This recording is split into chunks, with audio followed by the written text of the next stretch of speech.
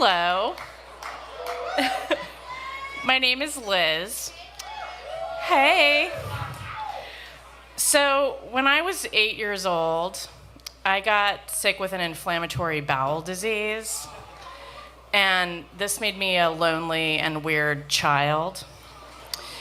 Having a social life was difficult because I was constantly anxious about crapping my pants in public. And I also didn't want to have to explain why I was in the bathroom for so long. So I really wanted to be normal, and I struggled to have friends, so I always fronted like I had a really great attitude about my disease, even when it was like not warranted and completely out of context. Here is a journal entry I wrote for my 7th grade English class. I was asked to write about the best thing I did that year, and this is what I wrote. Mrs. Carter, please don't repeat this. It may not mean much to you, but it does to me. You see, I have ulcerative colitis, and I've had it since 3rd grade or so. This summer, I had to go in for tests in the hospital like I usually do. These are tests where these complicated apparatuses are stuck up my rear. I'm usually very impatient with these things. And this year, I was patient and kind. I took it easier, and my parents appreciated it.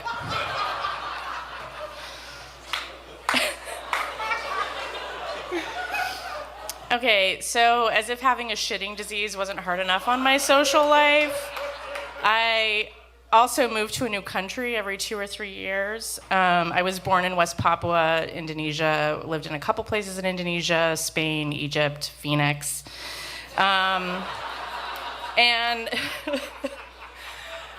I was often the friendless new kid who longed for lasting friendships. And then the weird part is that even though we would visit America during the summers and visit my parents' families, I couldn't relate to American kids either because I had this very unusual point of view because of my expatriate childhood. So here's an entry from the same 7th grade journal that demonstrates why. We were living in Egypt, and the teacher asked us to write about things we were all familiar with. And in this case, the writing prompt was the donkeys of Cairo. At least once a day, I see or hear a donkey. The donkeys are smelly, loud, and worked hard. They usually bug me because you see this donkey cart going down the road and then this new flashy Mercedes or something trying to get by, and then a whole traffic jam starts.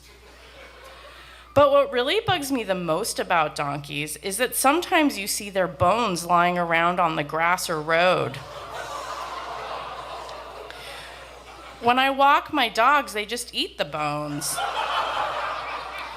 Then after they chew on them, you can't get the bones out of my dogs' mouths, and of course they have to get sick out of both ends all over the house the next day.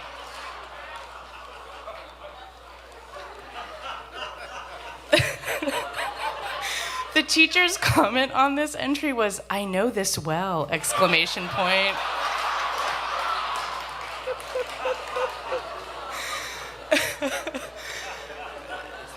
So when we lived in Egypt, there was a lot of violence targeted at Americans. One of the teachers at my school was actually on a hijacked plane. And the weird part is that when you live there, it just becomes normalized and it doesn't seem so scary. And consequently, your idea about what's appropriate also gets skewed.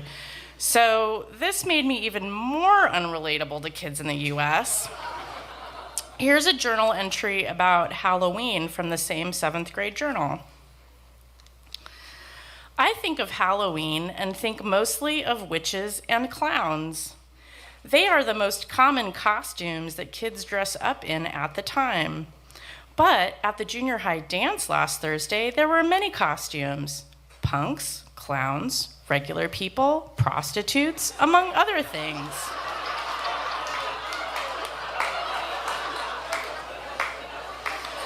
I myself was a terrorist.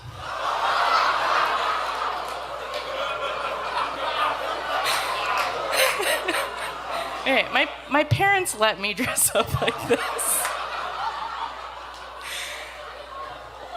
I wore hiking boots, olive green jeans, a plaid wool shirt, and a ski mask. I carried a play machine gun to make the costume more convincing.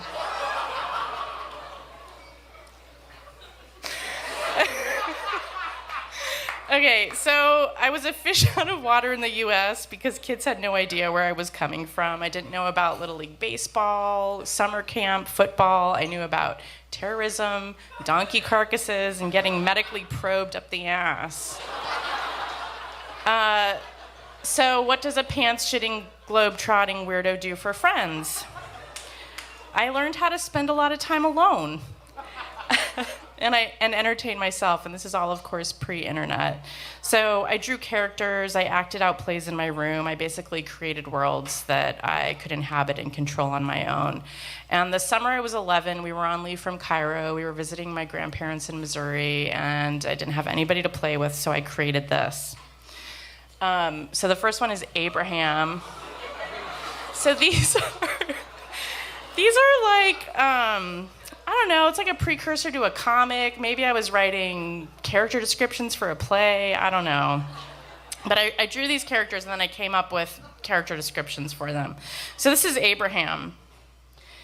Abe, as his only 4 friends call him, is a skinny, different kind of husband, father, and man. He won the lottery at age 19 and a half, which was $1 billion. Mildred married him. She is quite sexy and was a prostitute and just encouraged him because of her type. I thought it was profit, like profit-toot. Anyway. Okay, the next one is Mildred.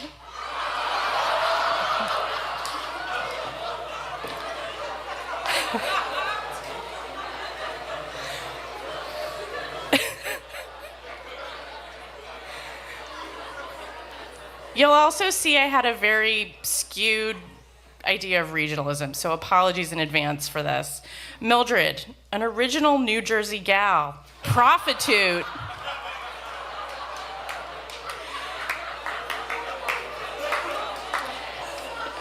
She only married Abe because of his money. She spends money like the Cookie Monster eats cookies.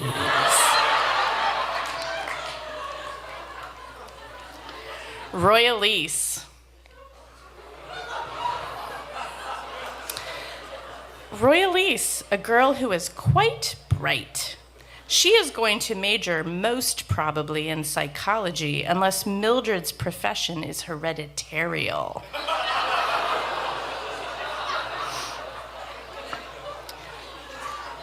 And the next one is Void.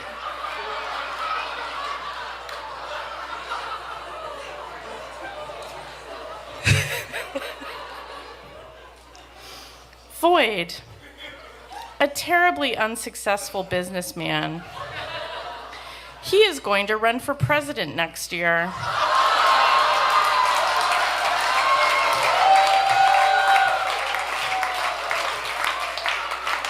I even got the hair. Okay. He's known as a gay person. He wears skirts, ties, women's eyeglasses.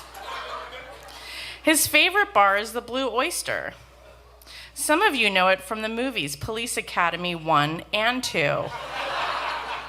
There were only 2 police academies at that point. His lover is Ronald Reagan. Nancy is a man in disguise. His real name is Jamoshko Kolbinina, who is a Russian spy.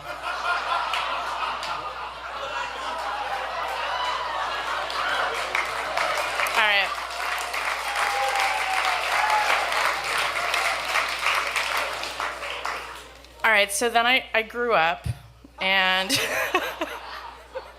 sort of, and I've lived in this country long enough to know that, to have the same reference points as other Americans. I know not to dress up as a terrorist for Halloween. I'm not constantly on watch for donkey carcasses. And miraculously, my colitis went away when I moved out and went away to college.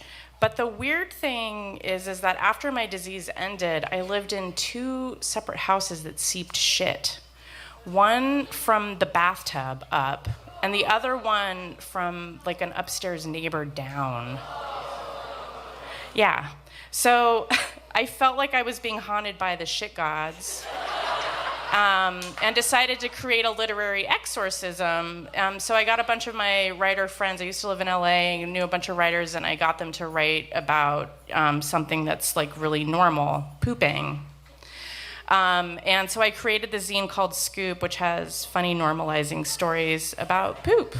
And as weird as you might think that sounds, a special edition of the zine was actually commissioned by LACMA, a museum in LA. So there you have it. Never think that your shit does not matter.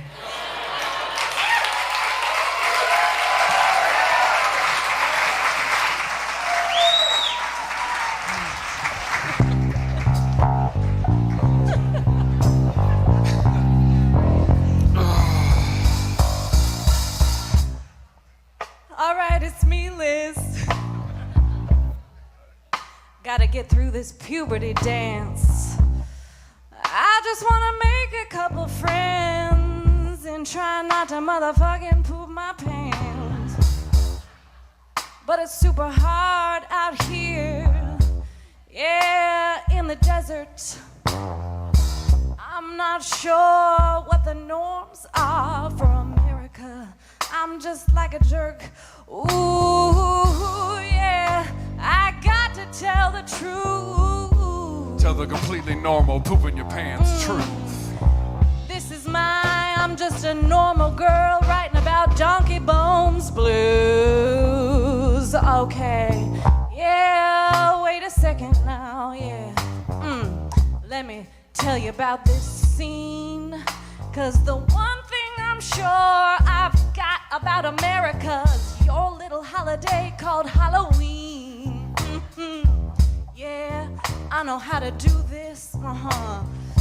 I think I figured it out. I've got the gist. We all know where this is going.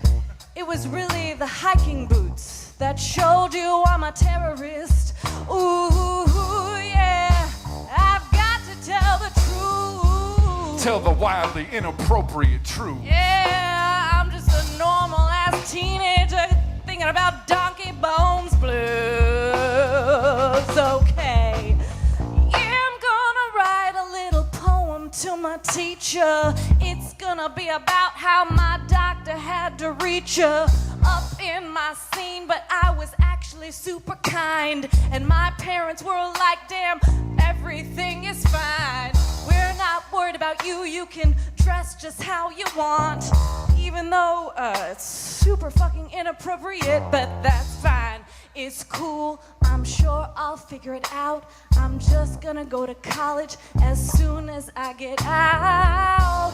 Ooh, I've got to tell the truth. Tell the I've had so many things in my butt truth. You think your poop don't matter, but let me tell you, it should. 'Cause here's the thing, I'm just gonna break it down for you one more time. Like a prostitute, I'm a seller. 'Cause one thing y'all don't know about me is I'm a motherfucking fortune teller. Did you see all my drawings? They're exactly what our government looks like right fucking now. She had Kellyanne up there, and I'm pretty sure Pence was the first guy, and fucking Trump was like, damn, kapow. Ooh, yeah, I've got to tell the truth. Tell the wears ladies sunglasses truth. This is I had a very awkward childhood. There were all kinds of things going on. I had spent a little bit of time in Phoenix, but we didn't really touch on that. Then I wrote about donkey bones. Then I was talking about Cairo. Then I was on a Campbell. We didn't talk about that either. That's normal. Then we talk about prostitutes. Then we've got clowns. We've also got, what was the other one? Clowns and terrorists? Nope, clowns and, what'd you say? Clowns. Normal people. Normal people, prostitutes, it was clowns and something else. I forgot, that's fine. We're still in the song. This is what improvisation looks like. One day I'm gonna write a zine. Blues.